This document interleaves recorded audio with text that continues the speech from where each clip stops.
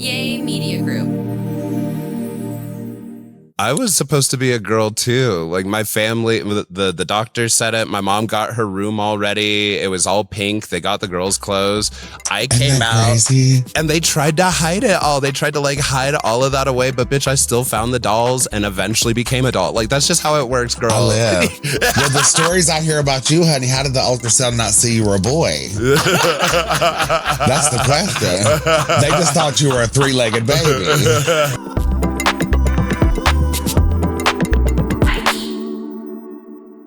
My voice is wrecked. I do not know why I decided I'm going to be doing like a singing number all throughout Pride season. I was like, I hit one karaoke bar and was like, wait. You think you're Mariah Carey now? It's kind of wild. I am. And it was so cunt for the first performance I did, being like, ooh, yeah, that's right. You guys didn't know I could sing jazz. Ooh. And girl, let me tell you, like after a few weeks of Pride and yes, I'll stay up all night with y'all. Yeah, sure. Let's do more shots and like getting sick. I like definitely have a sinus infection. Are you doing vocal warm-ups? Like, are you taking this seriously? Are you just hopping on that damn mic after all the drinking and all the things? Are you doing the warm-ups? I actually have sort of. I sing every day. I've been like warming up my voice legit every day. Are you drinking tea? Do you have a nebulizer? There's things that we as vocal people have to do for our voices to stay healthy. Ooh, tea, but there's things that we as drag queens have to do that are just absolutely wrecking our voices. Please, see? Like, yes, bitches, come to the party, yes! And the gag is, I can't even really say much because I'm completely wrecked after Pride. I feel like I have been sick all of May, going into the first week of June, and still like no longer having strep, which is great, but like still dealing with all the congestion. I'm like, is my body just shutting down? I felt this Pride specifically. I was like, this is sort of like a marathon. Like a lot of people think it's just like having a good time, but doing it how we're doing it, both performing, both hosting, high energy, social battery on all-time high. Like this is not for the weekend. I was trying what I did differently this year. I was trying to I worked out in the morning before like I had to be on site for Pride, and it actually did help, but I still found myself being like, oh my God, I don't think I stretched enough. Like I have to start preparing. There has to be a lead-in time that I'm feeling like is just now locking in 6 years later. Girl, exactly. Like legit, I with the exception of like most of last year or whatever, I've worked every single Pride since I was like 19, I want to say, or 20. Yeah. Like if you are working in the community, I just thought of this today. Like if you're working in the community, Pride is this like full on marathon struggle task, which is why like my least favorite question from like well-meaning people is like, oh, how are you?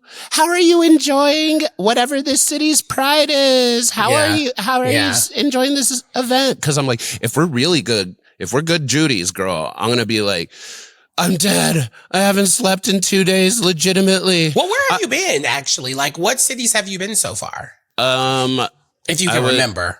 I was in Akron, Ohio, and New York. You weren't in Chicago? I thought you were in Chicago. Detroit. I'm literally going to Chicago like this week. Oh, work. I'm excited because I'm gonna I get to do Black Girl Magic with the Vixen. Oh, that's nice. But that should be cute. I'm gonna be bopping. I think I definitely have some more. I know I'm coming back for like the Denver Pride Parade, which I haven't experienced since I was working in the bars. Oh, and really? Had to go directly. That's wild. I mean, that's like literally your home. So why has there been so much time in between, I guess? Either booked and blessed or like last year when I could have gotten up and seen the parade, girl, after a weekend of like the rest of it, I was like, I'm gonna just sleep.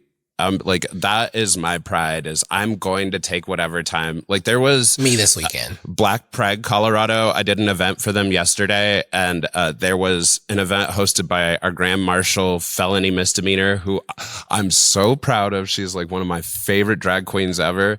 And she was doing a show last night that had T.S. Madison, and like, I knew it was going to be so lit, and I knew I was going to be missing it because I hadn't slept in 2 days. I actually think I saw TS posting about it, and I was like, wait, where did this event come from? It looked really, really fun. Yeah, it was cute. I saw the pictures and photos and videos and shit. Yeah. It was cute, but that is not the true meaning of pride. The true meaning of pride is go out, support the community, but also, girl, I got 9 hours of sleep last night. Oh, I bet. I literally, one of the questions, so I have a show called Skip It with the music festival that I host, that is also a part of WeHo Pride. And I literally got to interview so many people. I'm like so excited for like all the videos to come out. But one of the fun questions I ask is like, is like going to Pride exhausting, or is your post Pride exhausting? Like what's more Pride, like what's more gay to you? And I feel like the gayest thing is being tired, like Pride exhaustion, because that's how we all feel after just going nonstop. And I've never partied this much during Pride. Like normally I'm very like rigid, where I'm like, I'm going home right after, I'm getting in the bed. I stayed out. Like I kind of like one night I was out until 4 a.m. Yes, wow, right. I was out till 4 a.m. I was out tipping I was getting lap dances from the Go-Go Boys. I was like tipping. Like I was living, because I said this year I wanted to have like, I guess I wanted to have a little bit more fun. Like I hadn't done the parade. It had been about like 2 or 3 years since I had done the parade, and I wanted to do the parade this year. And so I was like out until 4 a.m. on Saturday. Literally got up right at 8 to be at to be a part of the parade. That was an incredible experience to like see everyone. I got to do a local news, like KTLA. This is the big news station here. Yeah. Got to do that. And then like literally right after, Pride wrapped, I stayed outside even more. Like I barely slept that entire weekend, and I have no regrets because I have so many wonderful, amazing memories.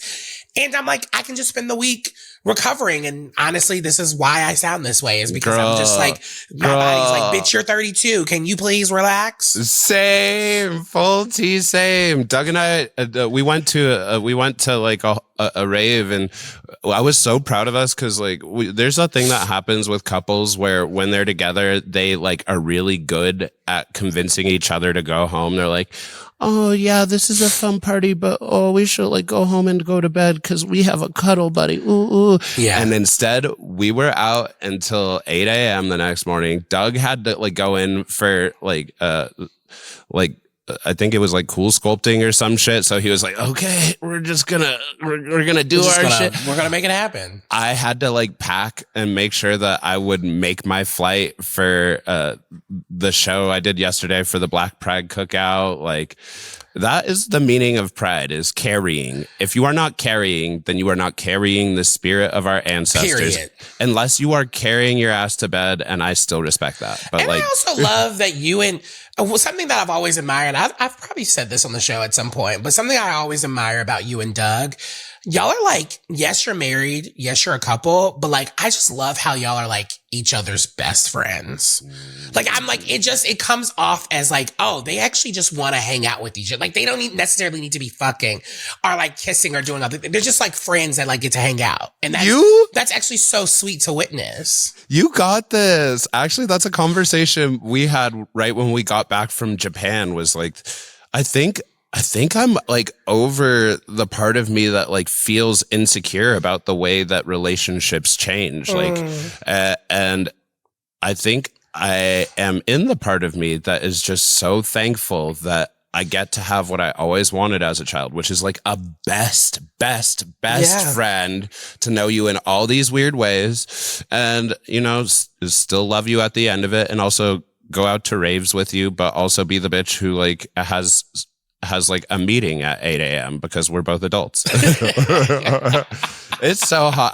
I'm just full of love today, which is really, really good, because I love our guest we have today. She's so wonderful. Oh my God. She just makes my heart beat. Like, oh, I love her. And it's wild because, you know, I know every single drag queen like stirs up the online kids and people love to be shenanigans and all full of their tomfoolery about it. But I do think there is something special in what the world sees in and gets from the one and only Eureka. You won't make me hate her, internet, so buckle up. We have an interview with Eureka O'Hara coming up right after this. Highkey.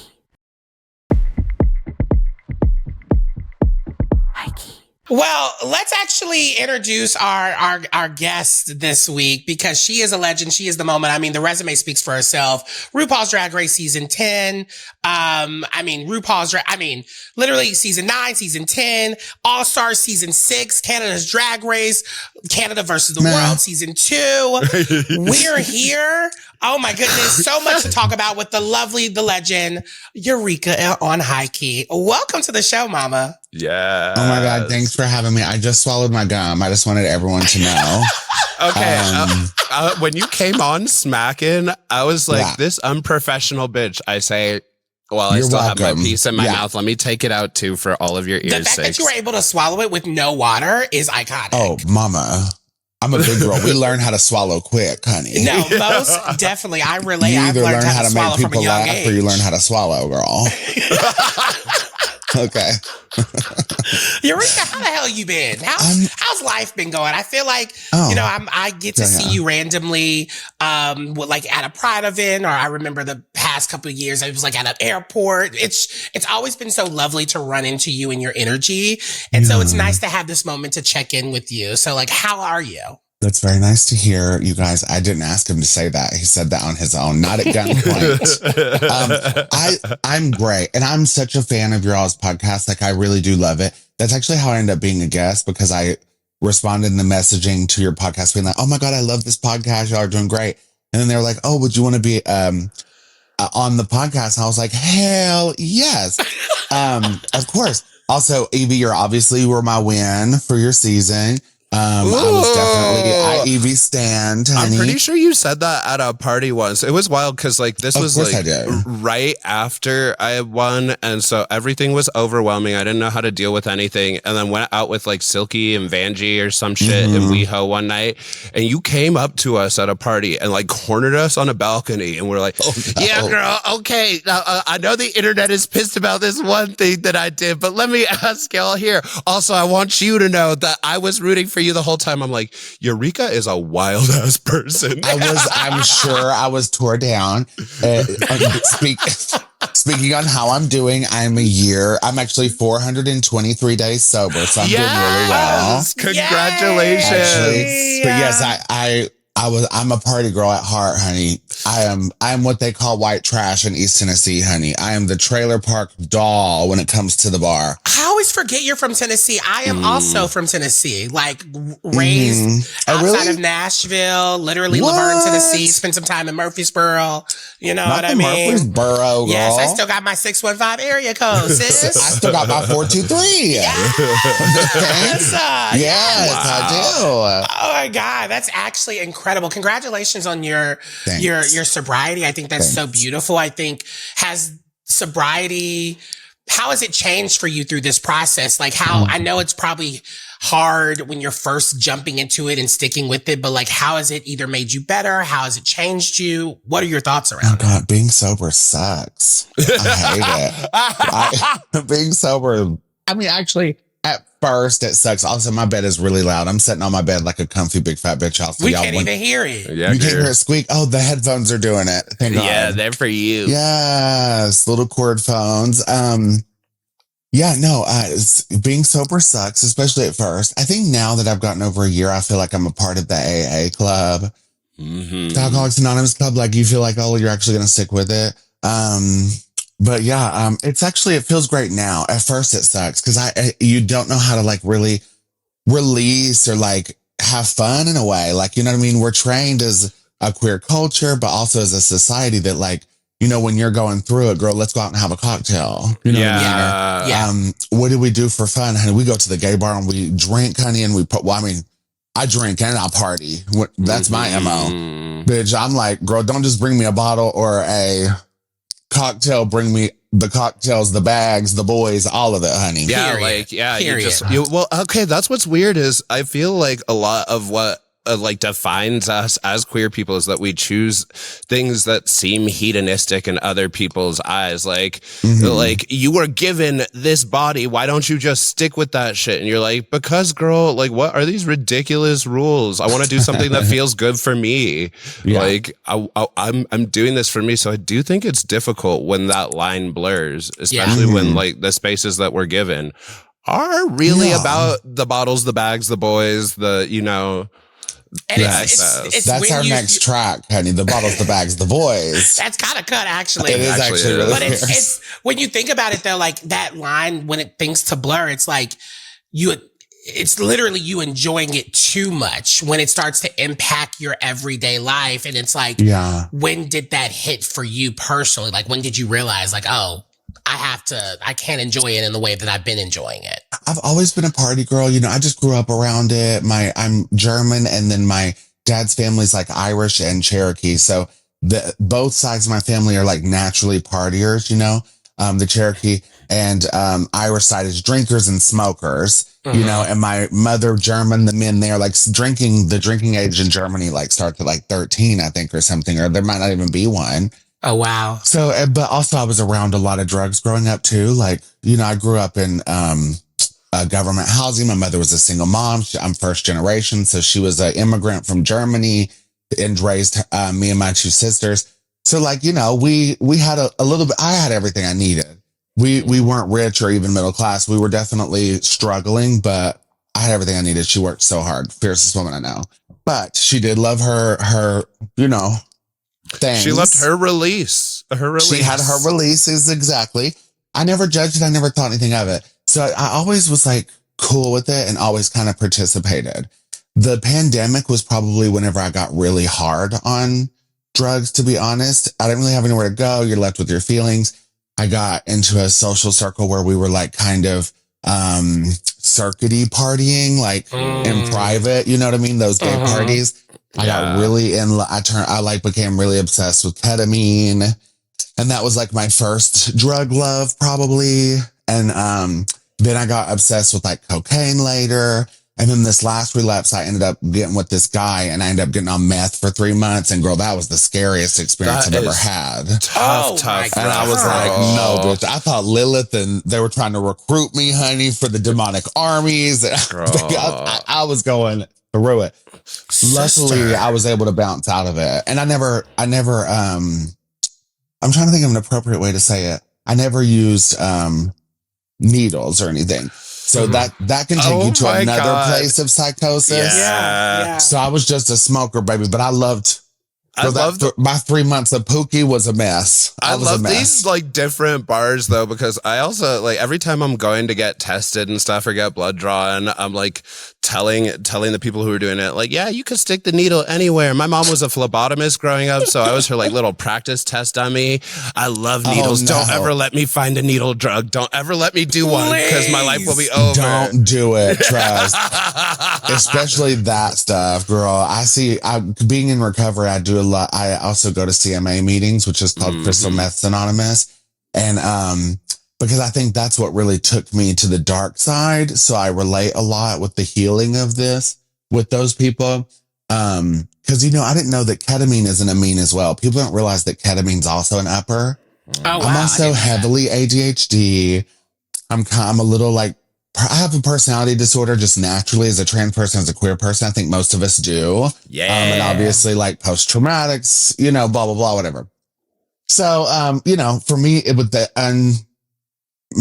untreated ADHD specifically, the uppers really kind of chilled me out and like helped me focus too, to be honest. Do you spend a lot of time by yourself, or do you feel like you surrounded when I'm yourself? Partying or now? No, now. I mean now. now. Like now, do you when spend a lot of time? When I was partying, it depended on the drug, but to be honest, that's anybody, honey. But yeah, no, now I am way more comfortable with just myself. I think more. I used to be, I think when you're like, I don't know. I think when you're partying and stuff, like for me, my excuse was always like to be working and always getting stuff done. Like I could excuse what I was doing and how much I was partying and all that as long as I was able to accomplish. So I would just go nonstop, which I think was making it worse for myself. So I kind of have slowed down a lot in the last year and a half and just like not stressed about, being in every show, being, doing every project, which that's not always true. Actually, I'm a workaholic too. I'm a holic in all kinds of ways. So I do like to isolate, you but kind of have to be. I feel like they go together though, because it is, you spoke of like that release, that little space for you. Like I'm still a cigarette smoker, even though I started smoking when I knew it was bad after 50 years of people being like it's bad. And it's because I think what a lot of us are just chasing is something where life feels like it's peaceful instead of I have to do this. Oh, I gotta do that. Oh, I'm gonna keep up. And a lot of drugs, a lot of different addictions in general are just ways that people are chasing that like 1 second of peace where they're not into something else. I will say though, that is actually also a part of like what got me into drag, that. Oh, really? That hunger to like be able to connect with people, but also to do something for me. So like I'm curious, what is your relationship with drag now as a sober performer? Yeah, I love drag. Drag gave me I love drag ever since I saw it. I fell in love with it. And girl, I'll never forget. I thought it was the fiercest thing I ever saw. Looking back, I know that bitch was a booger. You know what I mean?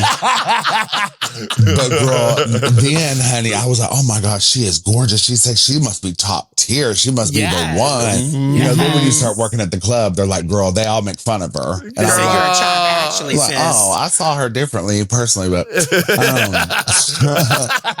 I love drag. It's the first. It was the first thing I ever like got to do that connected me to my femininity for sure. I grew up toxic masculine environment. Men have men's roles. Yeah. I was my dad. I was the unexpected son because I have a twin sister, by the way. So that my mom and dad thought they were having two girls, which they were. But I came out with a penis, honey. Okay. Sometimes the girl's just a little more complex. Okay. Yeah. And honestly, you're just a girl. Sometimes girls have penises, and that's okay too. Just a girl. You know what's wild is I was supposed to be a girl too. Like my family, the doctor said it. My mom got her room already. It was all pink. They got the girls' clothes. I came out crazy? And they tried to hide it all. They tried to like hide all of that away. But bitch, I still found the dolls and eventually became a doll. Like that's just how it works, girl. I live. Well, the stories I hear about you, honey, how did the ultrasound not see you were a boy? That's the question. They just thought you were a three-legged baby. They said that what in the mythical creature just popped up out of here. So there's a growth on your daughter, but okay, but that's beautiful though. I'm also curious though, do you remember where the trade actually left you? Oh, I do. I remember, baby. I remember every time the trade has left me. Yeah, but the children are dying to know. Like, was it at least a decent buffet or? Oh, baby, we threw it down on each other, honey, and we got tore up together at this little bitch. It's what's the name? It's one of the station casinos. I'll never forget. I think it was the green one. I forget there's like 4 station casinos in Vegas. Honey, I frequented the like off the strip casino hotels a lot because she's sketchy. Yeah, but girl, I was there and we hooked up and we partied together. So this was like during my like party sesh too. So we were getting tore up, girl, and doing all the things. I mean, when you're partying, you never really get off. You know what I mean? You just kind of keep going until like eventually you just like. That's why it always want to get high or eat or sleep instead, I guess. It always sounds so exhausting. Like when you decide to start bringing in like Bill Nye's like scientific equipment, I'm sort of like, I don't need any of that for me right now. But I also understand like there's probably an appeal to it. Like you're just it depends on the drug and the situation you're in, to be honest. Yeah. The chemicals can make you interested, girl. You'll be like, I'm all of a sudden like, what apparatuses can we create? You know what I mean? I just saw my first like actual gays doing actual G. Like maybe that makes me some naive baby, but I saw them doing the little chemistry drops and be like, boop, boop, out of the drop. And you have to time yourself. Like it's like a whole thing where I'm like, once I'm high, I'm not thinking about anything. Girl, so I'm just going to die because I've missed the time limit. My alarm has gone off. Girl, the problem with addictions and what really is an addict though, and this is the illness I have is that 1 is not enough and 1,000 is never enough either. So for me, it's like once I start, it's just I have an allergic reaction to it in a sense where like I just can't stop. I don't care about how much I'm doing, how often, how much time in between. Like that is just a part of who I am. And it's an affliction when it comes to drugs or drinking for me. So that's the difference. I wish I could be a casual partier because I do enjoy the atmosphere. I love being able to let go and get wild and have fun and all peace, hippie. It's the 70s, 60s, let's have orgies, etc. That's all I want, girl. Yeah, that's all I want too. But now that I'm sober, though, I'm like, girl, I don't want none of that. So I think being sober does make me a little lazy with the sex. I'm a little lazier. That's real. She's like, I'm a pillow princess. But also at 35, girl, and all the drugs I've done in my age throughout the years, and all the sex I've had, and all the wild stuff I've done, girl, I'm exhausted. I'm trying to let everything regrow back. Oh my God. So I want to go back though to like sort of the drag question because like I would love to talk about We're Here. I don't think you know this, but from this topic to this like wholesome, lovely. Literally, we're gonna jump because we're gonna do some jumping around because I don't mind. We're Here actually plays a really instrumental part in my career. Y'all were like the first group of queens that I had ever interviewed. Oh, wow. And it was for a film festival and you all like, they were like showing an episode of you like, and I got to see the first seasons and I just was like so immersed with like having 3 of my favorite queens, Bob, Shangela, and you sort of in this moment. And I wonder, do you reflect on We're Here and where you were when you got that call that said that they weren't bringing you all back? Oh my God, that was traumatic. I relapsed because of that, to be honest. Oh, wow. I was doing really good with my recovery. So I had been, I was sober. I was doing good. I was in Vegas. Girl, and then I found out I didn't get to go back. And I used it as a reason and an excuse. I'm not going to blame the show. Like, when you're an addict, you'll use it as a reason. So that was my reason to go back out. But yeah, I was just in Vegas, and to be honest, it was kind of out of left field because we were being told that they were like potentially shopping other girls. And with everything going on, there was a lot going on because, Bob had Madonna coming up. Yeah. There was some, Shangela sort of some things situations going on with my other sister. And then, I was over here just trying to be sober so I could keep my job, to be honest, and I was doing a good job about it. And so I kind of felt like I was in a position where I was kind of like, they're like, oh, well, maybe we'll keep you on kind of thing. And we probably will because you're doing good. And that was kind of what I was using as that like reason to like not fall back. But that's a whole nother conversation. But yeah, so when I got the call, actually, I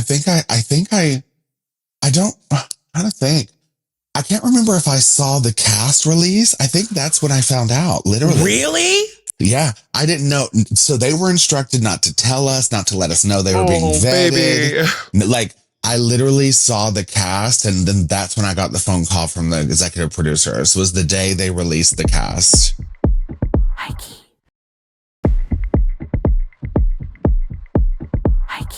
Girl. A lot of people assumed online, like the online chatter was because, of the Shangela situation, and I wasn't sure if that was also the consistency behind the scenes. Well, to be honest, and I don't mind being frank about it, I love We're Here. I wish it could come back. Obviously, it's my favorite project I've ever done.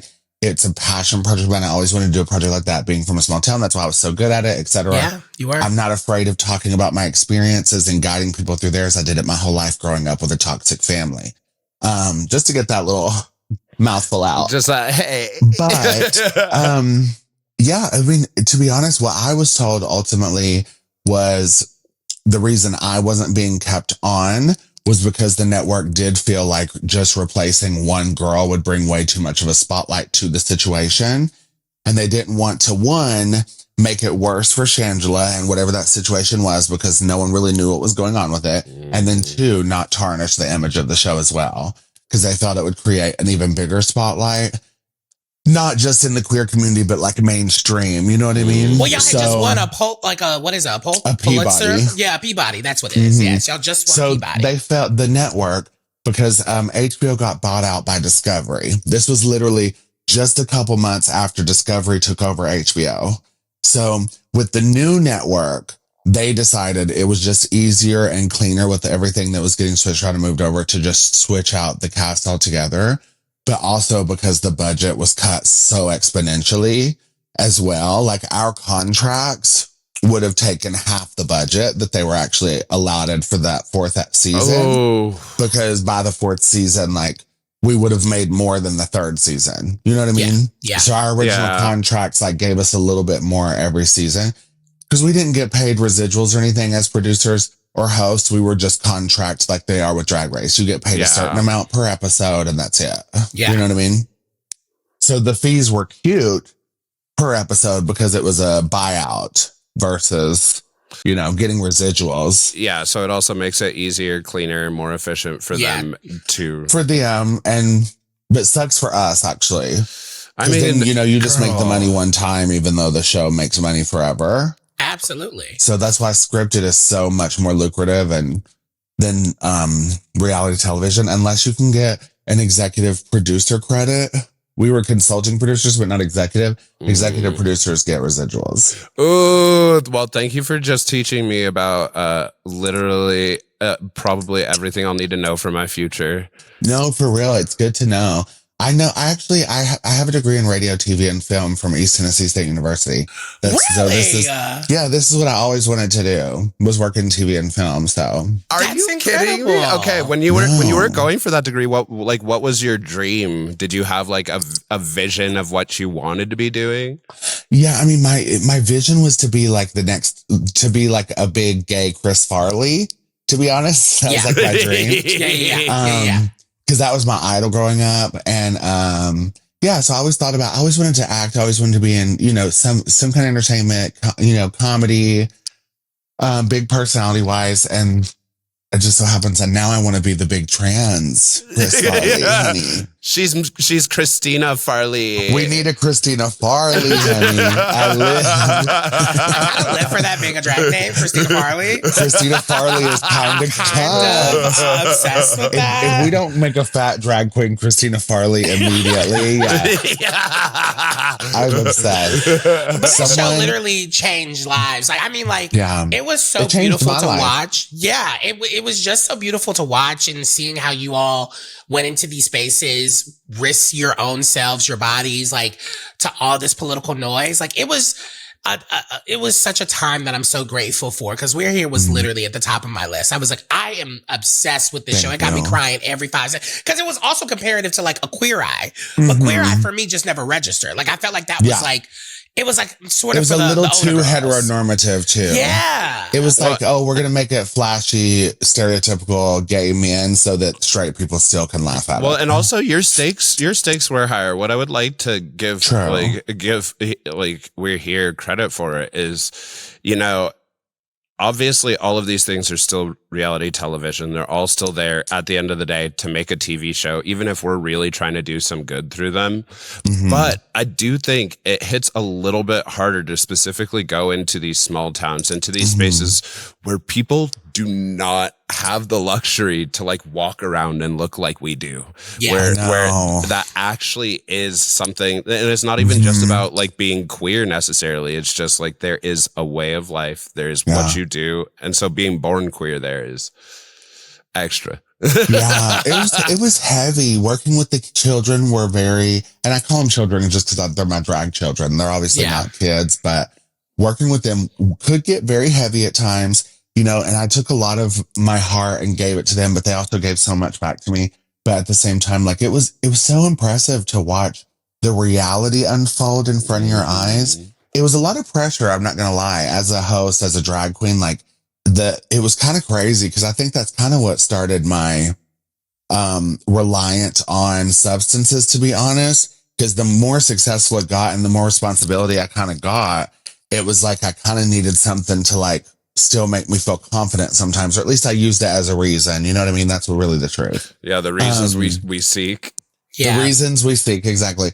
But but no, it was so magical. I transitioned because of working with these people and doing this project. Like I realized more and more, like the reason I got sober was because I realized I was a woman. You know what I mean? The reason I was wanting to self-destruct is because I kept getting more and more success as a man and playing this part. You know what I mean? Yeah. Like I transitioned originally at 18 and I detransitioned at 23.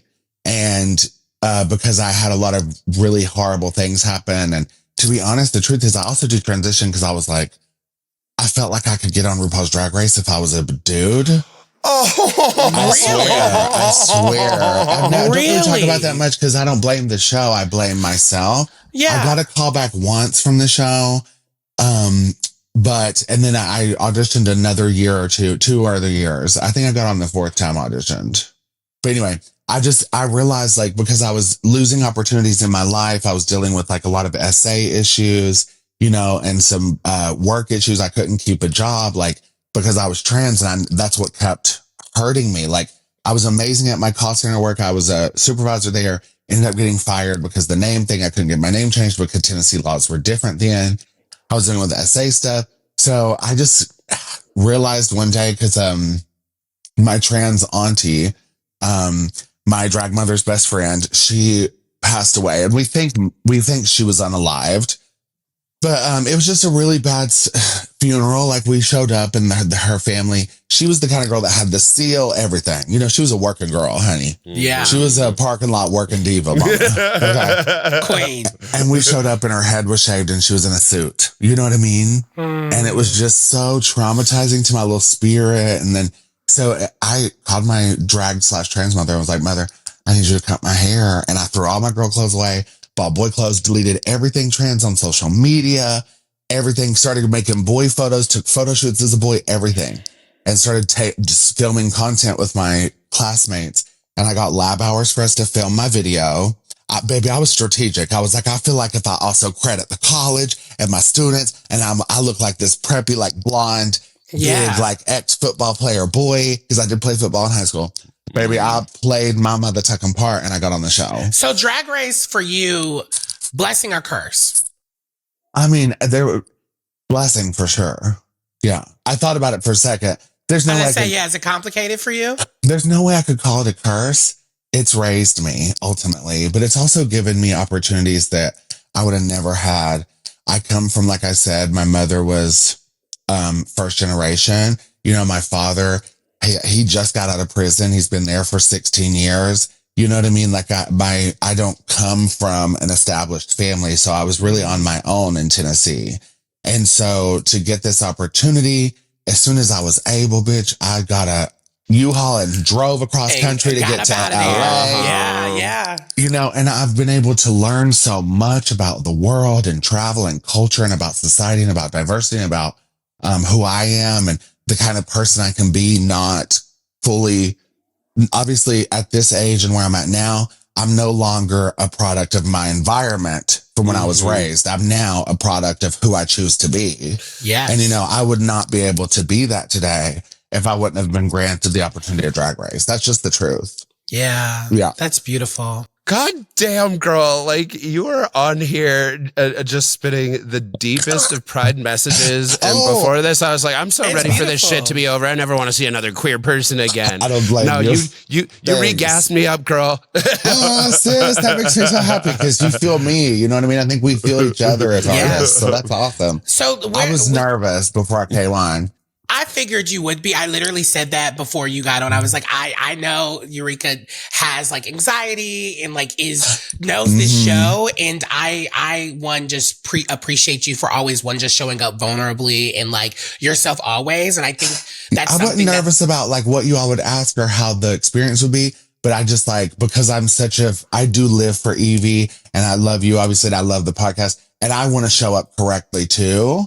And that's where I get nervous. I still get nervous before shows that I care about. You know, this is like girl, same. It's why I'm late every time. I'm so nervous. I'm like, oh my God, but I didn't powder my face today. Literally was late powdering my face today. So, but if you're not nervous, like you said, you just don't like it. Doesn't hold the same weight. And when it's just like you're just showing up and going through the motions. Well, I'm starting, and what I've learned too through my journey of self healing and like recovery and stuff is like the more I try to resist and fear what I'm going into, the more I actually need to do it. Mm-hmm. You know what I mean?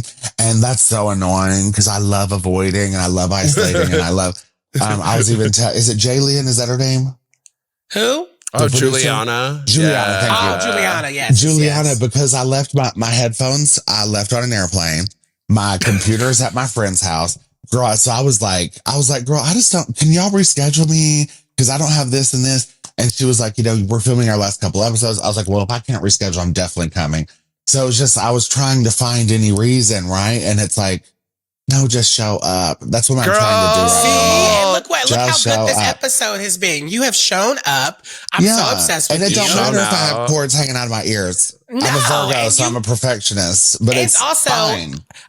One thing that I love about, and I keep saying it, the thing that I love about this damn show is queens get to have the opportunity to come on here and like it is fun and games, but then they also get to really show a real piece of who they are. And I think it shifts the perception of like what people think, because when you're on that TV screen, you're like not really a real person. You're just a character. When we're at the gigs, we're characters, but it's here's just a little bit of love, and I'm also so thankful that you came on and did this. But before we let you go, we have to ask you a question.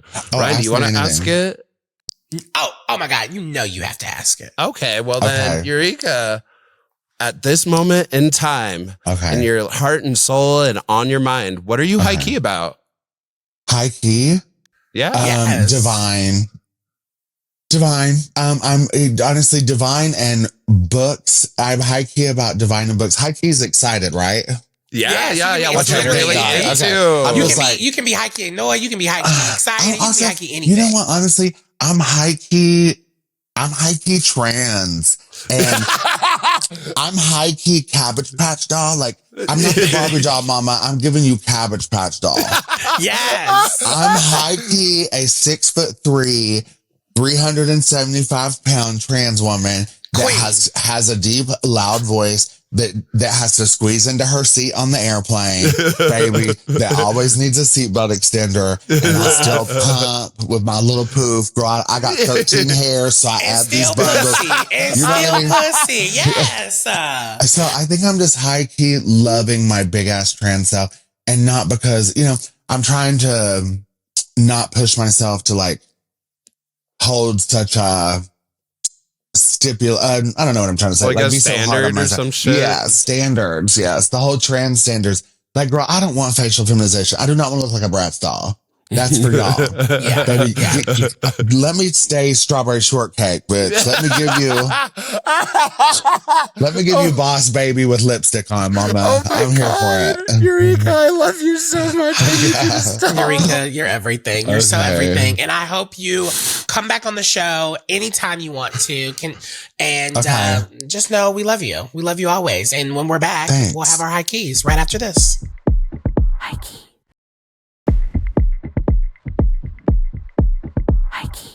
right, we're back. Let's jump right in to our high keys. And honestly, I'm just going to quickly say I'm so high key about that interview, Eureka. I hope you all love her even more after that conversation. I think she is just in a place in her life where she's just like really, you know what? People forget that you're going to constantly learn and continue to know more about yourself as life goes on. And it's really beautiful to see her just continue to learn things about herself and just like hearing her talk about it. Like that was my favorite piece of that interview. I think honestly that interview is a part of the reason I personally, and I know I was maybe alone in this, but I enjoyed a lot of the last season of Drag Race. Is like you are taking people who have already experienced things, who have like grown, and it's not to say that like you can't know yourself as like a teenager, as a 20 something, because you hella do. It's just you haven't finished reading the book yet. There's still more to come, and I never would have thought that like I genuinely love Eureka as much as I do. Like when I saw her on season 10, I was like, oh, that bitch is wild. Absolutely. But now I'm like, that bitch is wild, and she is my sister. What are you high key about, Yvie? Okay. So I know I recently said I was high key about movies. Girl, let me tell you, I am high key pissed off right now. Like I am high-key annoyed because on the day that Stop That Train came out, I won't say his name. Say his name. Well, okay. This is for Doug. Doug got us tickets to see Convergence Day.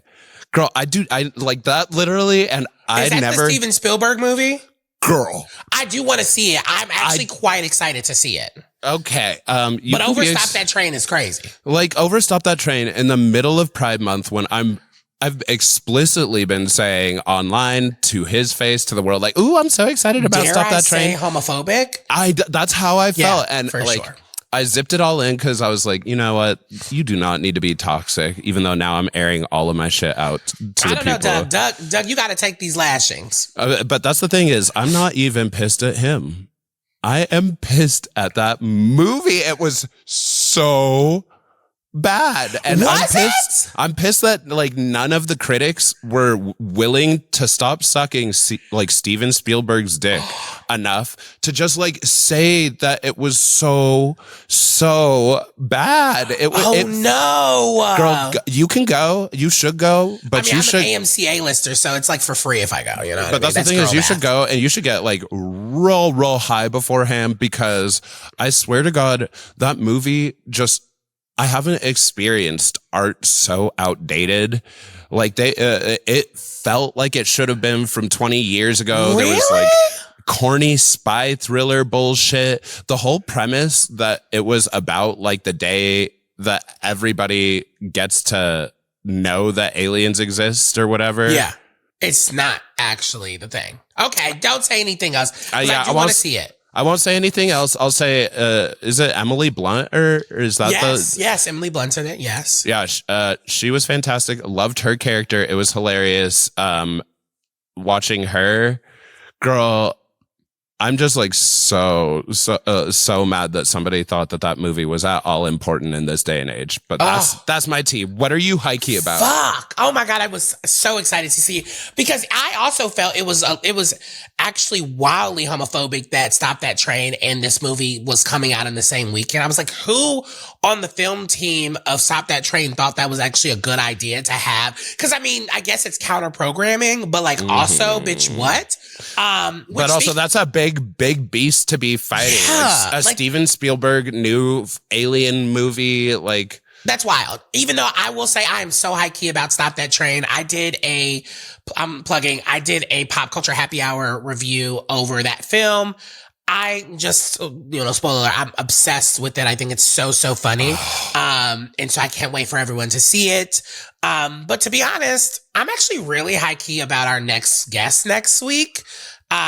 which is Mistress Isabel Brooks. Ooh. And so, bitch, I hope y'all are ready for that interview. We kind of messy because Eureka and Mistress have gotten into it. So the fact that we sort of did them back to back like that is kind of messy. But bitch, I gotta live. I gotta live for it because it's such a great conversation. So I hope y'all are ready for it. Go see Stop That Train. I really want everyone to see it. I really want it to do well because it's when there's movies like Scary Movie 5 out and there's like a movie like Stop That Train that could be like, that's a better version of what Scary Movie is even trying to do. Please go support. It's queer. Yes, there may be some fucking AI in it, but bitch, there's AI in everything. Go watch it. Yeah, and I think that is just like such a shitty excuse not to support obviously a queer movie from people in a culture that is actively trying to erase us. And this isn't even like some annoying queer movie about somebody finally coming out of the closet or having a secret romance. No, this is just like proud, grown ass queer people doing stupid shit. If you are not about that, we're not fucking. Or we're fucking, but we're not hanging after. I mean, cuddling. You have to leave, exactly. Like, and honestly, it might just be an ass up situation. I don't need to see your face. Either way, thanks for watching this weekend's Highkey. I mean, not this weekend, but this week's Highkey. Make sure you're following us all on socials at Highkey here. Subscribe on the Highkey YouTube. Hit that bell for all the notifications. And honestly, keep watching the episodes. Oh my God. We have to do a special shout out to Brandon Kyle Goodman. We did a really fun like crossover episode. If you have not checked that out yet, go check it out. It's on both of our YouTubes. The first part is with Brandon and then the second part is our episode from last week. And so check it out if you haven't already. It's really Tell really me fun. something high-key messy, girl. Literally. It was so great. It was such a great like Disney Channel crossover of us. It hella was. Yeah. Now let's go get Disney Channel crossfaded. Hell yeah. Bye, bitches. Mwah.